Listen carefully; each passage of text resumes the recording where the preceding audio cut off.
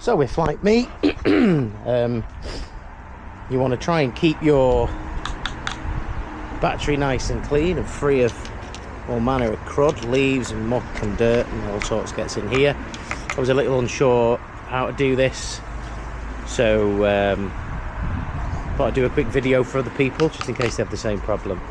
Obviously we want to be careful with anything we do under here. So there is a 2.5mm hex key here, and then there's also one on this side and on this side here. And then you have two other bolts which are 4mm, one in here and the second, which is a little bit more tricky to get to, it says in here.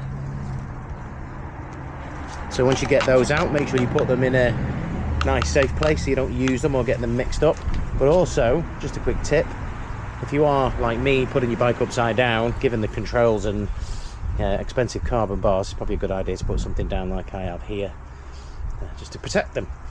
So all these boot bolts are out, so it's a simple case of just wiggling it off, and as you can see there's plenty of crud. I've already given that a bit of a quick wipe, but we need to be careful in here because obviously there's electric, so they are fully waterproof.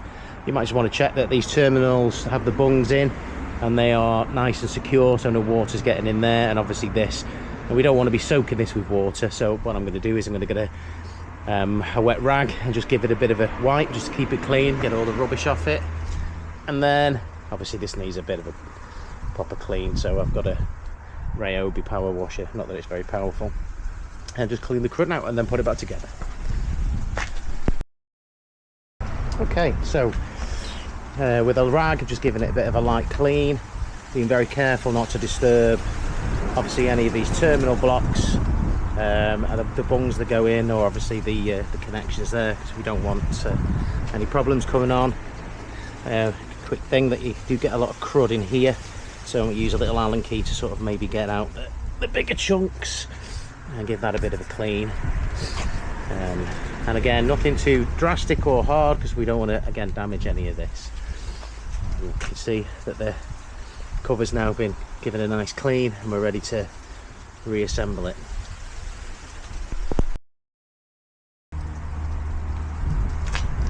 Okay, so everything is, if not spotless, certainly clear of all the major debris, which is good. We're going to start reassembling it.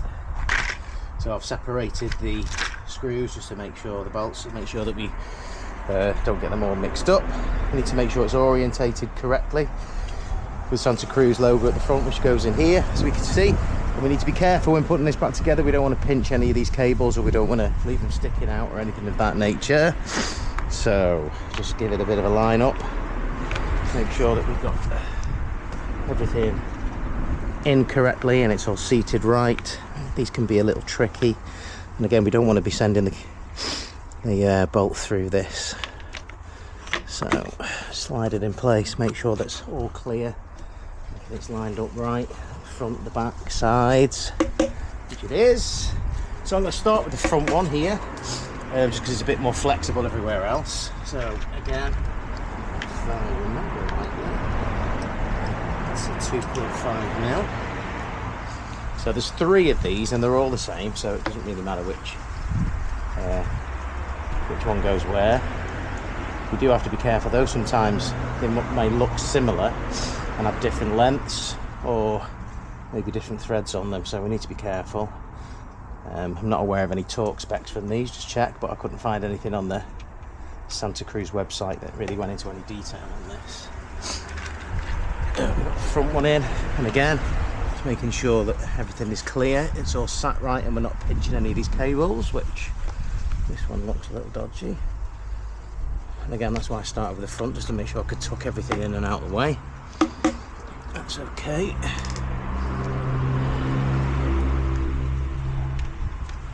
Side one.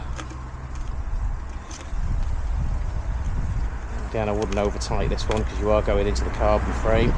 It is metal on the other side of that, but better safe than sorry.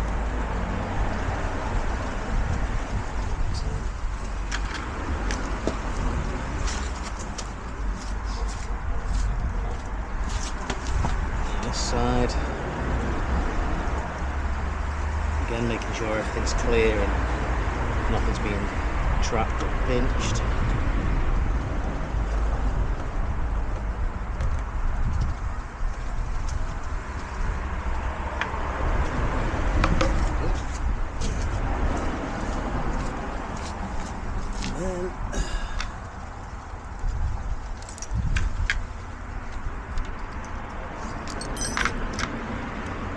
Moving on to the 4mm bolts. Now this one's a little tricky because it is recessed.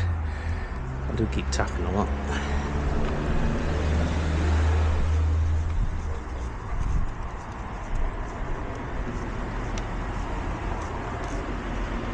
Just doing it finger tight, doesn't have to be rock hard.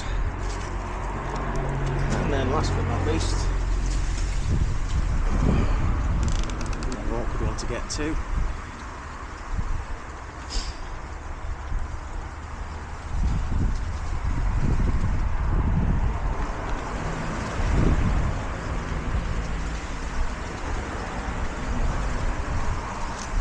And we're done.